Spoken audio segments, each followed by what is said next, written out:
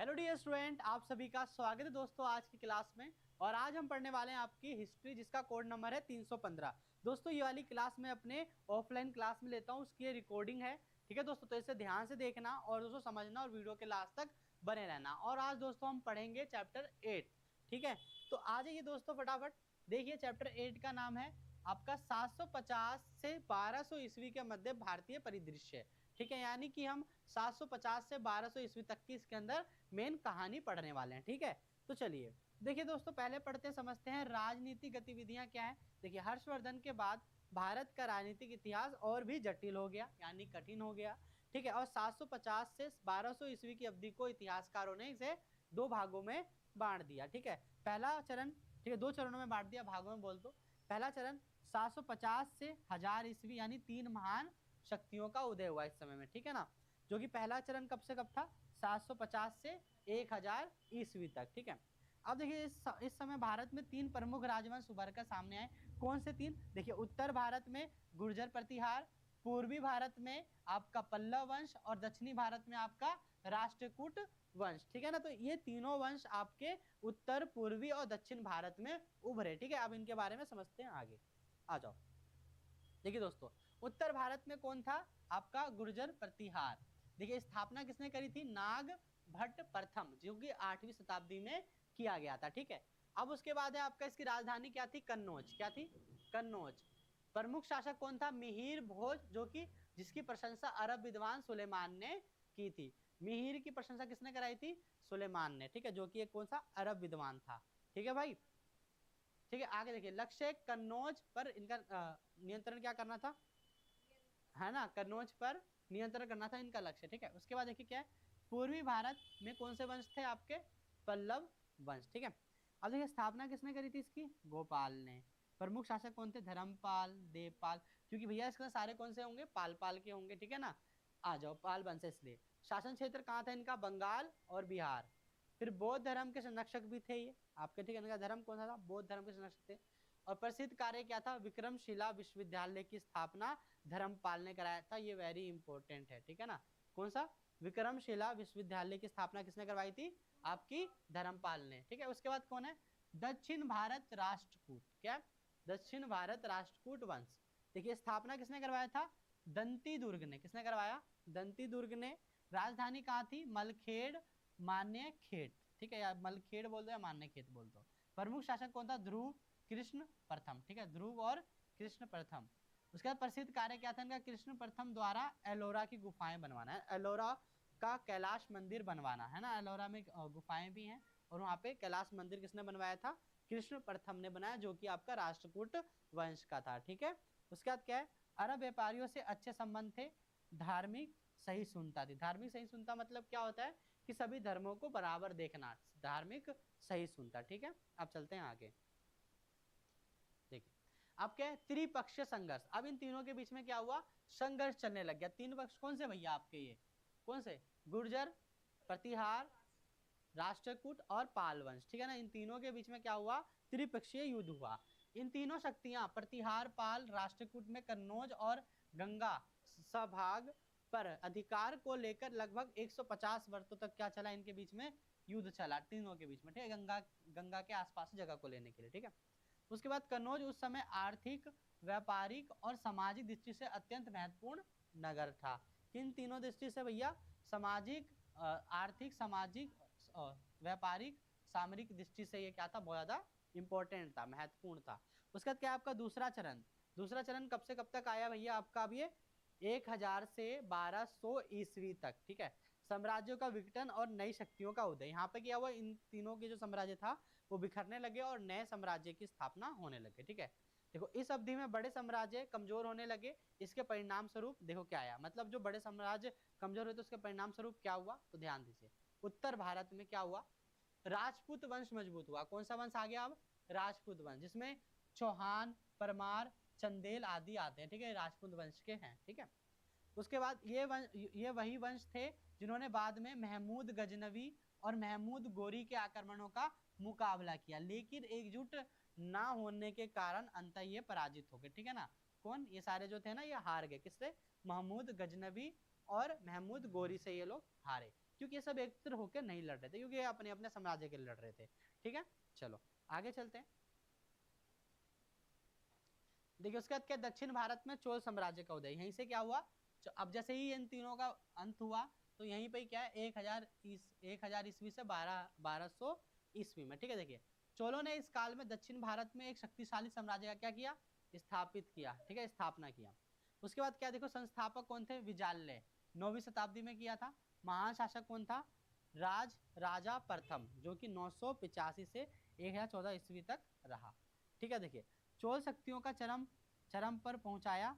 प्रसिद्ध राजेश्वर बृहदीश्वर मंदिर जो कि तंजौर में है बनवाया। ठीक है, कौन सा मंदिर बनवाया इन्होंने, है ना, राजेश्वर जो कि है बृहदीश्वर मंदिर जो कि तंजौर में बनाया गया। ठीक है, उसके बाद है नौसेना का विस्तार, श्रीलंका मालदीव पर अधिकार किसने करा था, आपके ये राजा राज प्रथम ने। फिर है राजेंद्र प्रथम, ठीक है, जो कि 1014 से 1044 ईस्वी तक इसका समय काल रहा। ठीक है, देखिए क्या है, गंगा क्षेत्र तक विजय प्राप्त करी, उपाधि कौन सा, गंग ई कोड, यानी गंगा का विजेता। ठीक है ना, इन्होंने उपाधि दी। नई राजधानी गंगई कोड चोलपुरम, क्या गंगी कोड चोलपुरम रखी इन्होंने। उसके बाद शिक्षा एवं संस्कृति का बड़ा संरक्षण था, पंडित चोल कहलाया, क्या कहलाया, पंडित चोल कहलाया राजेंद्र प्रथम। ठीक है, तो ये था, ये गंगा पर विजय करने वाला था, राजधानी से गंगई कोड चोलपुरम रखा, संस्कृति और शिक्षा का संरक्षक था, इसलिए पंडित चोल भी इसका कहा गया। ठीक है, अब आगे क्या है, अंतिम महान शासक कौन था इनका, अंतिम महान शासक कुलोटुंग, कौन है ना, कुलोटुंग, जो कि 1070 से 1122 ईस्वी तक रहा। इसके बाद चोल साम्राज्य कमजोर होने लग गया। ठीक है ना, चोल साम्राज्य का अंतिम शासक था ये। ठीक है, अब उसके बाद क्या है, इस काल की संस्कृति की विशेषता, यानी सांस्कृतिक विशेषता इस काल की देखो। हालांकि राजनीतिक संघर्ष लगातार चलते रहे, फिर भी कला, स्थापत्य, मूर्ति कला का अद्भुत विकास हुआ। विशाल मंदिरों का भी निर्माण हुआ, विभिन्न क्षेत्रों में विशिष्ट सांस्कृतिक परंपराओं का विकास। ठीक है, व्यापार और शिक्षा का विस्तार, इसमें विशेषकर बौद्ध शिक्षा केंद्र। ठीक है ना, तो इन सब चीज का इसी चोल के समय में ये सब विकसित होते रहे। हर किसी में विकसित होता रहता है, लेकिन एक स्टेप आगे पहुंचते रहते हैं हर जगह पर। ठीक है, अब आगे देखो क्या है भैया, शासन की प्रवृत्ति, मतलब शासन कैसे करते थे वो लोग। ठीक है ना, देखिए इस अवधि में भारत की राजनीतिक संरचना को सामान्यतः विकेंद्रीकृत राजतंत्र बोला जाता था। क्या बोलता, विकेंद्रीकृत, मतलब फैला हुआ राजतंत्र था, एक हाथ में नहीं था, बल्कि अलग अलग हाथों में सत्ता थी और वो बहुत फैली हुई थी। ठीक है, विकेंद्रीकृत राजतंत्र था। ठीक है, उसके बाद विकेंद्रीकृत राजतंत्र क्या होता है, राज्य का सर्वोच्च प्रमुख राजा होगा, कौन होगा, राजा, लेकिन राजा अकेले शासन नहीं कर पाता, इसलिए वह शासन चलाने में सामंतों, जागीरदारों और स्थानीय मुखियाओं को रखता है। ठीक है, या फिर बोलो निर्भर करता है, नियुक्त करता है, जो भी है। इन सामंतों को सेना सहायता, कर संग्रहण और प्रशासनिक कार्य सौंपे जाते हैं। ठीक है, तो ये सारे काम इनके होते हैं, तो इसी को कहते हैं हम सत्ता का विकेंद्रीकरण, या फिर हम बोल सकते हैं विकेंद्रीकरण, राजतंत्र विकेंद्रीकरण, मतलब राजा का राज होता था, लेकिन शक्ति जो होती थी छोटे छोटे हाथों में दे रखी थी। ठीक है, क्योंकि राजा अकेला तो हर जगह नहीं पहुंच सकता। ठीक है, अब देखो समांत व्यवस्था, फ्यूडल सिस्टम, समांत व्यवस्था क्या होता है, इंपॉर्टेंट है। जिन शासकों को किसी युद्ध में हराया जाता था, उन्हें उनका राज्य वापस दे दिया जाता था। ठीक है, देखो बदले में उन्हें विजयी राजा के अधीन रहना पड़ता था। मतलब कि मान लो किसी को हरा दिया आपने, युद्ध लड़ा आपने किसी से, उसको आपने हरा दिया, तो हराने स्वरूप उसको आप उससे निकाल दोगे उसकी जगह पर, और उसकी जगह पर आप अधिकार कर लो कि, लेकिन ये लोग ऐसा नहीं करते थे। ये लोग क्या करते थे, उनको अपने अंडर में मिला लेते थे। ठीक है ना, और उसके बाद क्या है, उनको कर देना पड़ता था, क्या देना पड़ता था, कर, जो हारते थे, है ना, और युद्ध के समय सेना सहायता देना अनिवार्य होता था। ठीक है ना, जो आपसे हारा है ना, जब आप किसी से युद्ध करने जाओगे तो वो आपकी सहायता करेगा, किसकी, सेना सहायता करेगा। ठीक है भाई, अब आगे क्या है, यह व्यवस्था सामंतों को उनके क्षेत्रों में काफी स्वतंत्रता देती थी। परिणाम क्या है, सामंत अत्यधिक शक्तिशाली बनने लगे, कमजोर राजा के समय बगावत कर स्वतंत्र राज्य बना लेते थे। यही कारण था कि प्रतिहार साम्राज्य अंततः टूट गया। ठीक है ना, अब यहाँ पे समझे समांत क्या होता है। समांत ये होता है कि भैया हम किसी को अपने अंडर में ले लेते हैं और उससे हम अपने कर वगैरह लेते हैं और उससे सहायता वगैरह लेते हैं, उसे उस जो हो है ना हमारे अंडर में, उसे समांत है। ठीक है, अब आगे चलते हैं, भूमि दान की प्रथा। देखो भाई गुप्त उत्तर काल में भूमि दान एक प्रमुख प्रवृत्ति थी, मतलब बहुत चलता था ये कि भूमि दान देंगे उत्तर मौर्य काल में, है ना, या गुप्त उत्तर काल में भी। भूमि दान क्यों बढ़ा? देखो, व्यापार की कमी हो गई इसलिए भूमि देना लग गए। नई कृषि क्षेत्र का विस्तार हुआ, देखो कैसे। मुद्रा का अभाव हो गया, अधिकारियों व पुरोहितों को भुगतान करने के लिए पर्याप्त सिक्के नहीं बचे, ठीक है, इसलिए भूमि दान एक असमान विकल्प, मतलब कुछ पैसा वैसा था ही नहीं, तो कोई यज्ञ वगैरह ब्राह्मण वगैरह कुछ भी देना होता था तो वो लोग उसके बदले क्या करते थे, भूमि को ही दे देते थे, पैसा नहीं होता था, ठीक है। फिर कृषि क्षेत्र का विस्तार, देखो नए जंगल कृषि क्षेत्र विकसित होने लगे। भूमि दान ने इन क्षेत्रों में ब्राह्मणवादी संस्कृति का प्रसार किया, ठीक है ना। तो इस तरीके से क्या है कि भैया धीरे धीरे भूमि दान करना बढ़ने लग गया, ठीक है। अब आगे आगे देखिए क्या है, भूमि दान के लाभ क्या थे। देखिए भैया, दान ग्रहियों के लिए जमीन कर मुक्त होती थी, शासन का कोई हस्तक्षेप नहीं, दान ग्रही उस भूमि से निजी लाभ ले सकता था, ठीक है ना। मतलब क्या, देखो जो भूमि दान में दी जाती थी ना, उसके ऊपर किसी प्रकार का कोई भी टैक्स नहीं लगता था, ठीक है ना। और उस पर जो जिसको भी दी जाती थी वो उस पर कमा सकता है, खा सकता है, रह सकता है बिना किसी कोई टैक्स दिए, ठीक है ना। तो ये चीज हुआ। अब देखिए, इससे स्थानीय शक्तियां और अधिक मजबूत होने लगी, जिससे केंद्रीय सत्ता और कमजोर होती चली गई। स्थानीय मतलब जो लोग थे ना वो मजबूत होने लगे, सरकार कमजोर होने लग गई, ठीक है, इसका मतलब यही है। अब देखो आगे आगे क्या है आपका, दक्षिण भारत में चोल प्रशासन। दक्षिण भारत के समझते चोल प्रशासन। देखिए चोल शासन ने, ये दक्षिण भारत में चोल प्रशासन, देखिए चोल शासन ने भारत में अत्यंत उन्नत स्थानीय स्वशासन यानी लोकल सेल्फ गवर्नमेंट की व्यवस्था विकसित की थी, मतलब ये खुद से शासन करते थे अपने यहाँ पर, ठीक है ना। देखिए तो यहाँ पर क्या थी, ग्राम सभाओं के प्रकार। देखिए पहला सभा, ब्राह्मणों द्वारा नियंत्रित ग्राम समितियां बनाई गई, ये जो कहती थी वंशानुगत चलती थी, मतलब वही है ना, जैसे मैं हूँ फिर मेरे बच्चे फिर उसके बच्चे ऐसे करते करते आते रहते हैं। फिर उर उर क्या था ये आपका, देखिए गैर ब्राह्मण गांव की समितियों को उर कहा जाता था, गांव के सभी लोगों द्वारा संचालित होता था, ठीक है ना। उसके बाद है, इन समितियों का काम क्या होता था भैया, देखो कर इकट्ठा करना, जन कल्याणकारी काम करना, मतलब जन लोगों के विकास के कामकाज करना, ठीक है, मंदिरों की देखभाल करना, स्थानीय प्रशासन, ठीक है ना, मतलब लोकल में सबको देख रेख करना। फिर यह प्रणाली बताती है कि चोल शासन में केंद्रीय सत्ता और स्थानीय शासन के बीच बेहतरीन तालमेल था, ठीक है ना। तो स्थानीय शासन और केंद्रीय शासन दोनों के बीच में अच्छा खासा तालमेल देखने को मिलेगा आपको चोल शासन के अंतर्गत, ठीक है। अब चलते हैं आगे। देखिए सामाजिक आर्थिक परिवर्तन, ठीक है ना, सोशल इकोनॉमिक चेंज क्या है इस समय पर देखते हैं।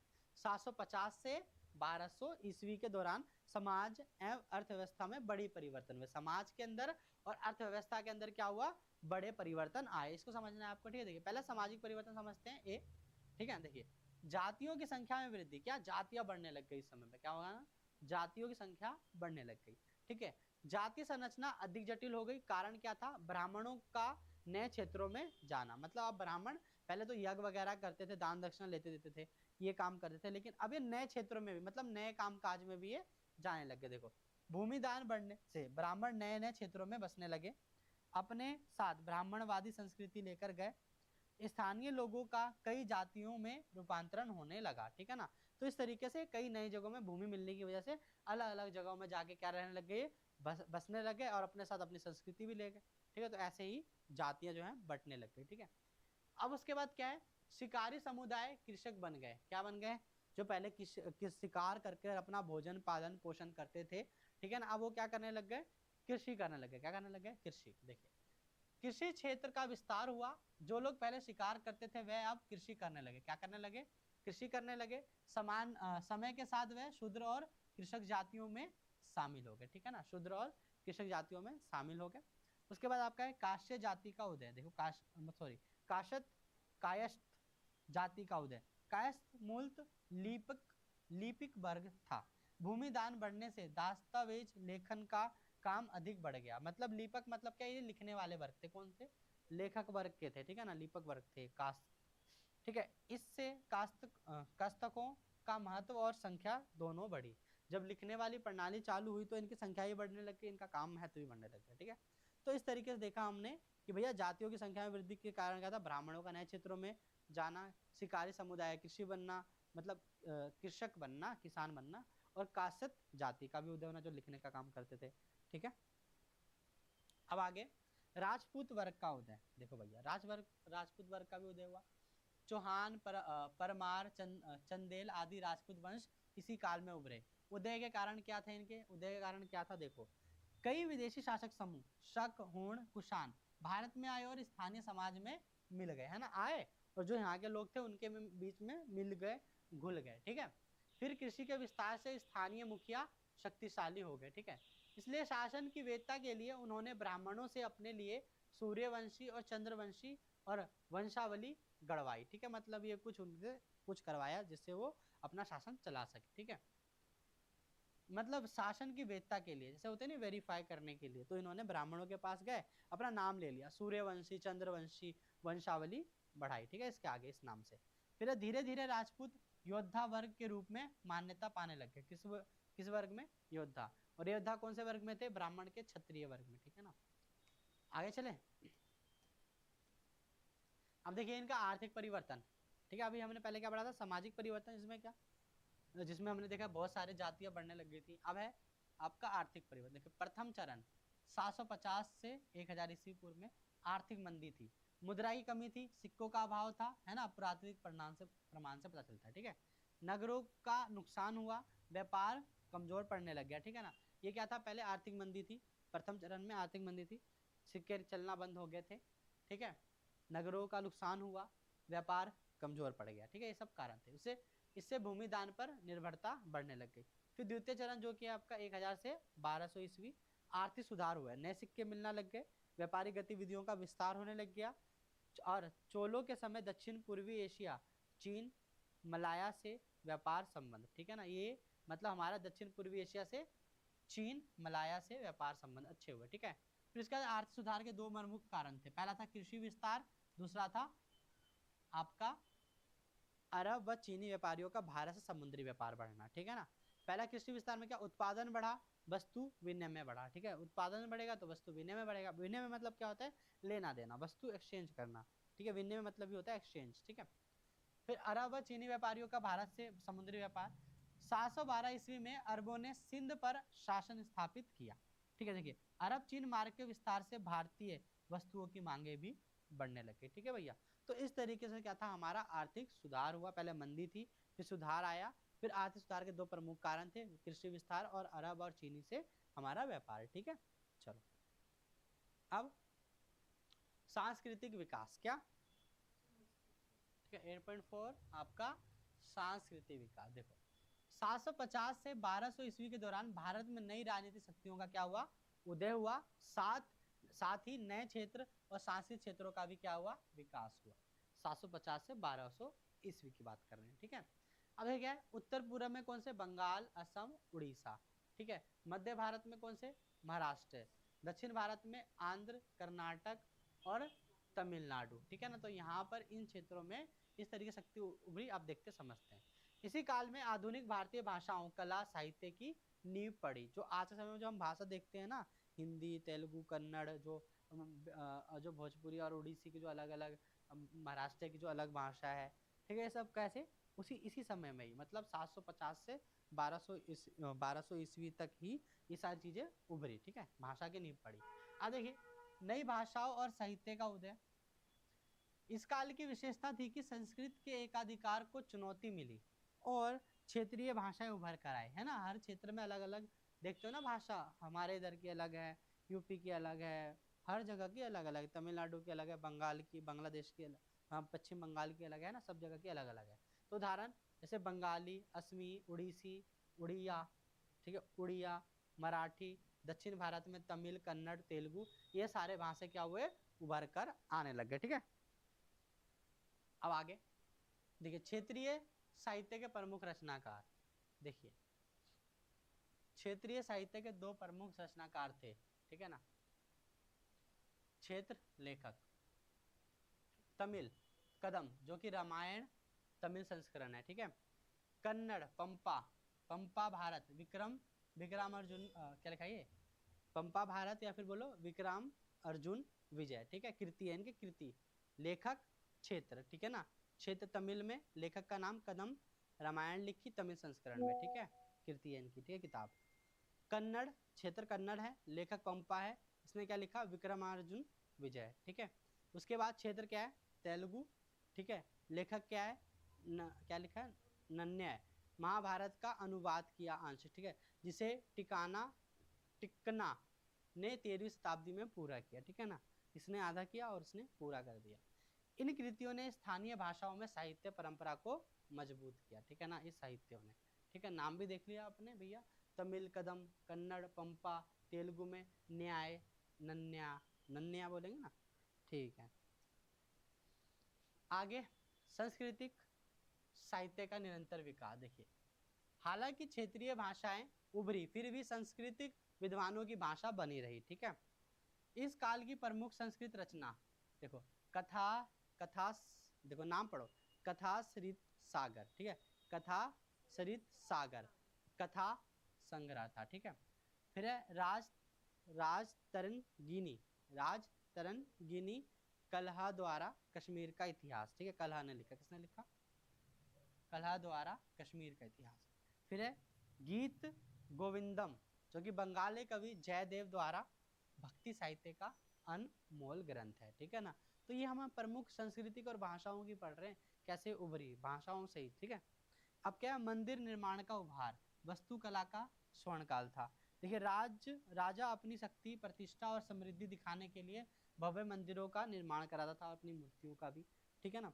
तो मंदिर निर्माण एक राजकीय प्रतीक था, जितना बड़ा मंदिर उतना महान राजा, ठीक है।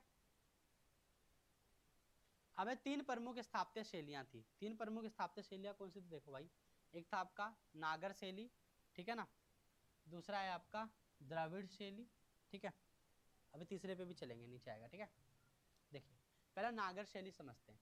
ऊंचे और विशिष्ट शिखर बने हुए थे, ठीक है, मुख्यतः उत्तर भारत, मध्य भारत और गुजरात व उड़ीसा में था, ठीक है। इसकी प्रमुख उदाहरण है क्या है आपका, कोणार्क का सूर्य मंदिर और भुवनेश्वर का लिंगराज मंदिर।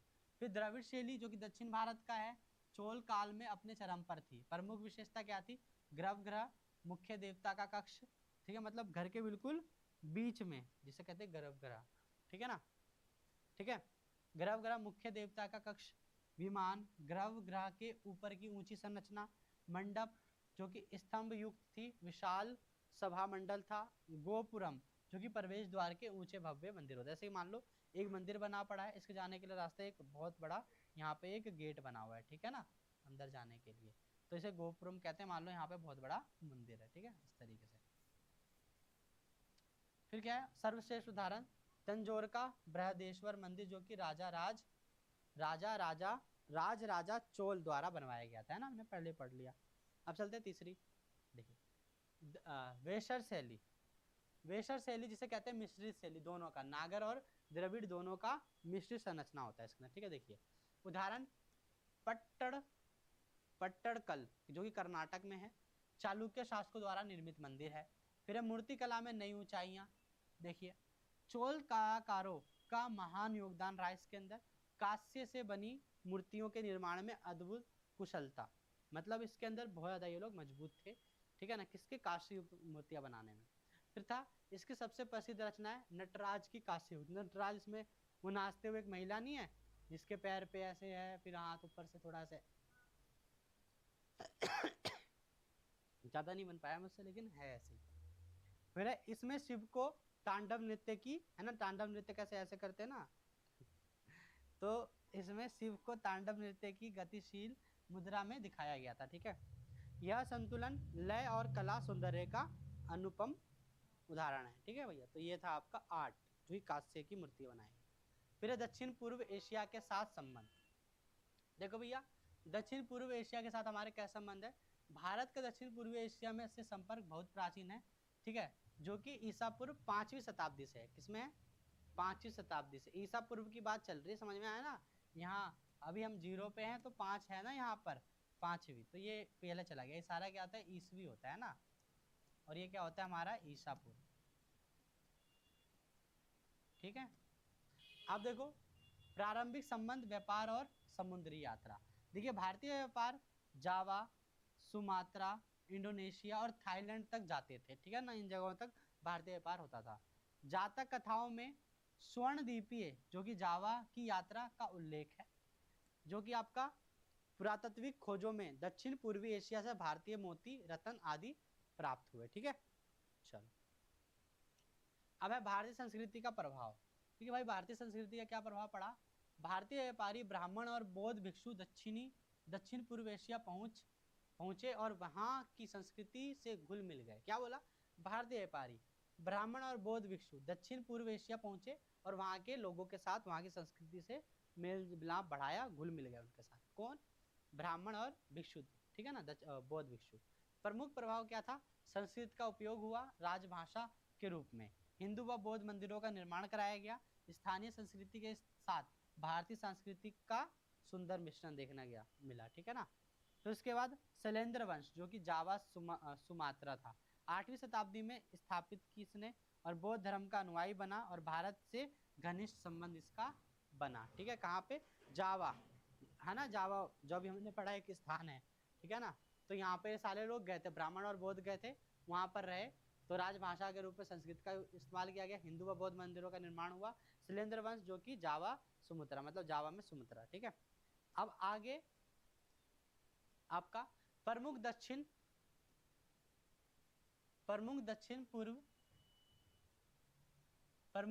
पूर्व एशियाई वंश और भारत से संबंध। देखिए भाई, उल्लेखनीय उदाहरण है, एक शैलेंद्र शासक ने नालंदा में बौद्ध विहार बनवाया।